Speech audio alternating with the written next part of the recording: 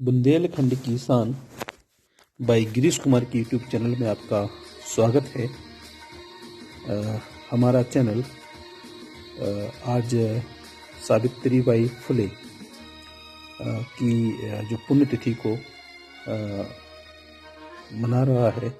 और सबसे पहले तो सावित्रीबाई के जीवन पर कुछ हम प्रकाश डालने की कोशिश कर रहे हैं, ताकि इनके द्वारा किए गए प्रयासों की हमारा चैनल जो कि सराहना करता है, उसको हम अपने चैनल के माध्यम से कुछ बातें बताना चाहते हैं। साथ ही सावित्रीबाई फुले के प्रति हमारी जो कृतज्ञता है, हमारा चैनल उसे भी व्यक्त करता है। सबसे पहले सावित्रीबाई फुले जी के बारे में अगर मैं थोड़ा सा बोलूं तो सबसे पहले ये प्रश्न आता है कि सावित्रीबाई फुले जो हैं वो भारत की प्रथम शिक्षिका थी। ये उस समय की बात है जो शायद 1852 1852 की बात है, जब भारत में शिक्षा की नींव ही डाली जा रही थी। उस समय पर ये बालिकाओं के लिए एक विद्यालय की स्थापना करती हैं, और बोला जाता है कि जब ये विद्यालय की स्थापना करती हैं तो लोगों के द्वारा इनको बड़ा अपमान झेलना पड़ा। ये उस समय का दौर है जहां पर शिक्षा के जो दरवाजे थे वो महिलाओं के लिए बहुत ही सीमित खुले हुए थे, यानी महिलाओं को शिक्षा लेने का कोई अधिकार नहीं था, ऐसा भारतीय समाज मानता था। और ये कुरीति थी जिसको हम निरंतर ढो रहे थे। जब इस कुरीति का विरोध सावित्रीबाई फुले करती हैं और बालिका विद्यालय की स्थापना कर देती हैं, तो बोला जाता है कि इनकी बहुत ही कटु आलोचना होती है। सावित्रीबाई को, जिन्हें सावित्री ताई के नाम से भी जाना जाता है महाराष्ट्र में, तो सावित्री ताई बोलूँगा मैं, बाई की जगह आप ताई समझ जाइए। सावित्री ताई जब पढ़ाने के लिए जाती थी अपने बच्चों को अपने विद्यालय प्रांगण में, तो लोग उनके ऊपर कीचड़ और गंदगी फेंकते थे, उनको अपमानित करते थे, उनको बहुत बुरी बुरी गालियाँ देती थी कि ये सावित्री जो है ये लड़कियों को पढ़ाएगी, समाज को बदलेगी, क्या हम लोग मिट्टी खाएंगे। तो ऐसा बोला जाता था कि उनका समर्पण बड़ा ज़बरदस्त था। वो अपने साथ एक थैला लेके जाती थी, उस थैले में उनके कपड़े होते थे, साड़ी होती थी, लोग उनको कीचड़ फेंकते थे, धैर्य के साथ आगे बढ़ते जाती थी, स्कूल में पहुँचती थी, साड़ी बदलती थी और उसके बाद बालिकाओं को पढ़ाती थी। बोला जाता है कि ये बालिका शिक्षा की बहुत बड़ी समर्थक रही हैं। इनका मानना था कि महिला पढ़ेगी तभी समाज आगे की ओर बढ़ेगा। अगर हम वास्तविक रूप से देखें तो महिला सशक्तिकरण की जो नींव 1852 में जो सावित्री ताई ने रखी थी, संभवतः ऐसी नींव कोई रख नहीं पाया। ये युग है जहाँ पर कुरीतियों से लड़ करके खड़ा करना, लोगों को खड़ा करना बहुत बड़ी चुनौती का काम था। इस समय का मुझे एक वृत्तांत जब मैंने पढ़ा तो मैं आपके सामने शेयर कर रहा हूँ कि इस समय पे जो लड़कियाँ थीं, उनके घर वाले उनको जो एक डोली होती थी उसके अंदर छिपा करके लाते थे और सावित्री ताई के स्कूल के सामने रख देते थे। और बोला जाता था कि उस लड़की, और देखा गया है कि उस लड़की का पिता दिन भर बाहर बैठा रहता था, और जैसे ही स्कूल ख़त्म होता था उसके बाद उस लड़की को अपनी डोली में फिर से छुपा करके घर ले जाते थे।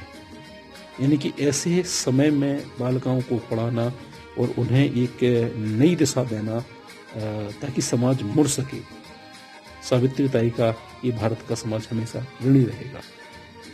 सावित्री ताई महिला शिक्षा की बहुत बड़ी समर्थक थी, बालिका शिक्षा की बहुत बड़ी समर्थक थी, और बोला जाता है कि भारत में सामाजिक परिवर्तन की एक बहुत बड़ी समर्थक रही है। इनका मानना था कि शिक्षा का अधिकार किसी एक वर्ग का नहीं बल्कि सबका है, महिलाओं को भी बराबर का हक मिलना चाहिए। ये महिलाओं को के लिए आत्मनिर्भर अभियान भी चला रही थी, उनको सशक्तिकरण की बात करती हैं, साथ ही उनको शिक्षा देने की बात भी इन्होंने बहुत जोर तरीके से की।